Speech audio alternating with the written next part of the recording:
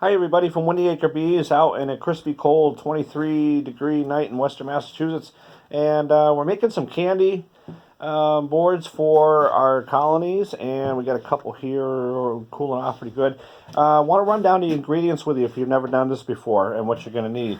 So basically you're going to need 4 pounds of pure cane sugar. You don't need a scale, but if you have one, that's great to measure the 4 pounds. But if you don't have a scale, 4 pounds is going to be equal to 2 full quarts of sugar. So get a quart jar, fill them all up to the top, and that'll be 2 pounds. Have a second one, you'll have 4 pounds. Honeybee Healthy or some kind of a feeding stimulant. Spearmint or peppermint oil, essential oils work well. You're going to need some water, and you're going to need some pollen substitute. The pollen substitute is not necessary. Neither is the feeding stimulant, but it just helps. So anyways, we're going to move right along here so we don't make this too long, but the exact ingredients: 4 pounds of sugar, no more than 1 teaspoon of a feeding stimulant. If it's an essential oil, half a teaspoon, okay? 1.5 cups or 12 ounces of water. 12 ounces of water basically works out to 1.5 cups of tap water. And then 1 teaspoon, no more than 1 teaspoon of your pollen substitute. So what we're going to do is we're almost cooled down here a bit here. But we're just going to give this a little bit of a stir. You're going to bring your 1.5 cups of water to a boil. Okay, it has to be boiling. Okay, we need hot water because we're dumping a lot of sugar in there. We need to put dissolve all that sugar. So once you bring that to a boil, you're going to, I'll explain the thermometer in a minute. You're going to add about half of that quart jar of sugar, stir it in, get it diluted really good. Do that with all of your sugar until all of your sugar is diluted in that 1.5 cups of water. It's going to get really thick, real syrupy, and that's what we want. As you're doing that, add in your feeding stimulant and your pollen substitute. Stir everything in really good. Make sure it's all dissolved really good. And at that point, you're going to bring your temperature of that up to 250 degrees. Okay, and you can see right now we're at about 210. We're letting it cool, but we did get it up to 240, 250 degrees, right about there. Just like making rock candy, sugar candy, you know, as we were kids. So that's how you want to get that really thick. Break down that sugar really good.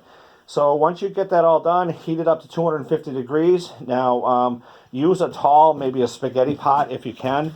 I prefer to use this, but I'm not tonight. You can see the difference in height. And the reason for that is as that gets up to 230 degrees or so, it's going to start getting really frothy.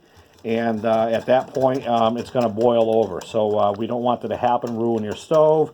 It makes quite a mess. So use a tall pot so it doesn't boil over you, and constantly stir. You got to keep stirring this here. You can stir it, stop, it'll start to bubble up really good, and we'll stir it some more, let it bubble up, and then we'll keep stirring it. At 250, shut your heat off, remove it from the heat, or move the reheat from your pan, and keep stirring until that frothiness starts to just go down, and then let it cool. If you're pouring them into candy boards, you're going to want to get that temperature down to about 200 degrees. If you're not using candy boards, another way to do it is take a cookie sheet, put a little bit of Crisco oil or something like that just to keep it from sticking really hard. But you can use a cookie sheet, and you can pour this stuff into a cookie sheet once you're done. If it comes out, when you scrape it out or pry it out of the cookie sheet, it comes out in chunks, that's perfectly fine. It doesn't have to be a perfect square.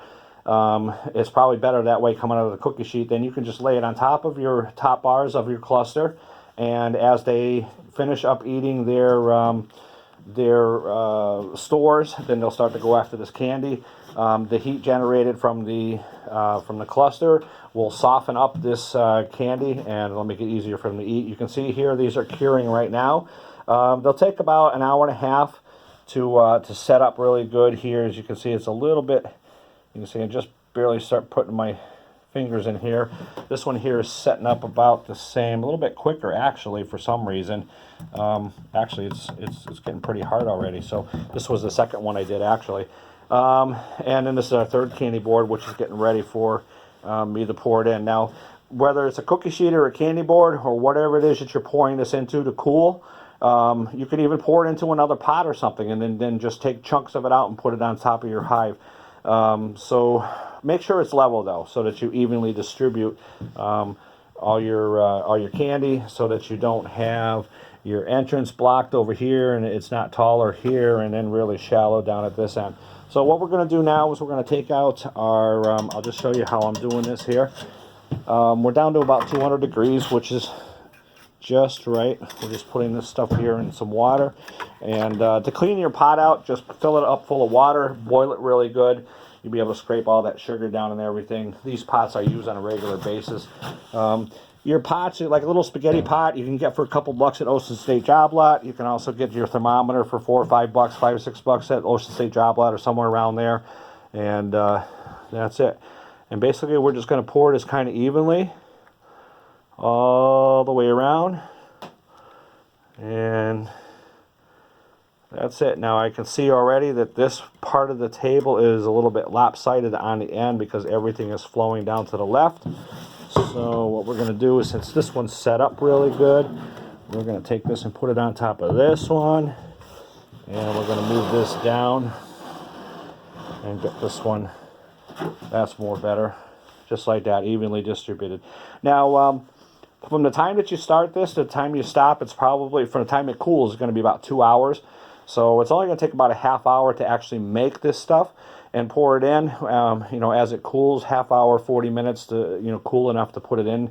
If it's a cookie sheet, you can pour it in right away, won't matter. So once it cools, give it about 2 hours to cool. Inside the shed here is, you know, about 55, 60 degrees with the heat on. When I leave, I'm going to shut the heat off. It'll get down to, you know, the 30s in here and the 20s in here. So this will set up really, really quick tonight. So that's how you make candy. I will put the ingredients in the comment section of this video. So in case you didn't write them down because I talk so fast, we'll get the ingredients in there for you. And I'll also try to put the, if I can, if there's room, I'll put exactly what the ingredients are and how much to use. So otherwise, hit me up on Gab, social media, at American Captain in the beekeeping group. Be able to explain it all again or just reread this video. And if you have any questions, shoot me a question in the comment section or on Gab. So everybody have a great night. I hope this helped, and we'll catch you later. Bye.